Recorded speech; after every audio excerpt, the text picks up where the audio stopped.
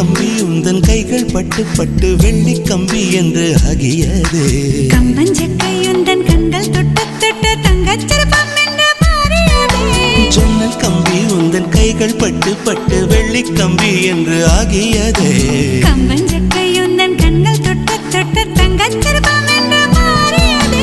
பூக்கும் புன்னகையாலே என் தோள்கள் ரெக்கைகளாக, நாக்கு உன் பெயர் கூற என் நாள்கள் சர்க்கரையாக.